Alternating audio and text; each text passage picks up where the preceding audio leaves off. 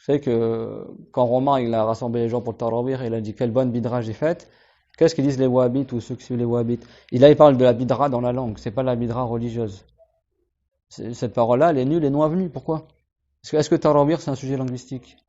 Quand Romain il parle de ça, il est en train de parler de langue arabe ou il parle d'acte d'adoration? Il parle d'acte d'adoration. La prière Tarawih qu'on appelait, c'est que même le mot Tarawih c'est une bidra. À l'époque du prophète, on parlait pas de Tarawih. Tarawih c'est les 20 rak'ah que tu fais après le Risha. On appelait ça Qiyam Ramadan. C'est ça comme dans le hadith. Man qama Ramadana imanan wa ihtisaban ghufira lahu. Celui qui se lève la nuit pour faire des prières de Ramadan avec foi et par recherche de récompense, il sera pardonné. À l'époque du prophète, on parlait de Qiyam Ramadan. Et qu'est-ce qu'ils faisaient les gens à la Mecque? Ils faisaient 2 rak'ah, ils passaient le salam, 2 rak'ah, ils passaient le salam, et après ils faisaient tawaf autour de la Kaaba pour se reposer. Après ils refaisaient 2 rak'ah, 2 rak'ah, après tawaf, 2 rak'ah. Donc ils faisaient des pauses entre chaque 4 rak'ah.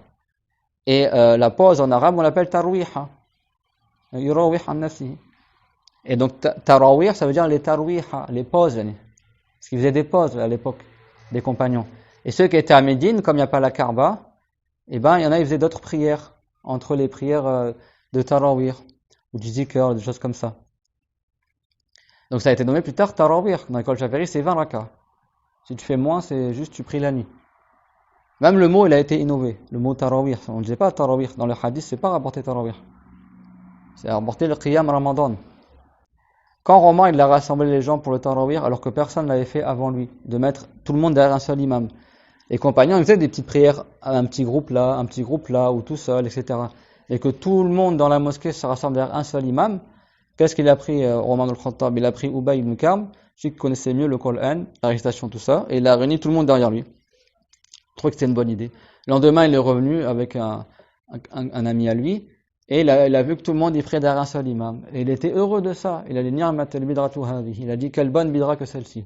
Ça, c'est la version. Et il y en a une autre aussi, c'est Ni'mat al-bidratu hadhihi. Ça veut dire, c'est le deux, ça veut dire la même chose. Il y en a une qui est rapportée par Al-Bukhari, l'autre par l'imam Malik dans le Muwatta. Quelle bonne bidra. Donc ça veut dire que même les compagnons, ils parlaient déjà de bidra. Et bidra ici, ça veut pas dire une mauvaise bidra, parce qu'il dit quelle bonne bidra. Donc c'est évident que la bidra, elle se faisait à l'époque des compagnons.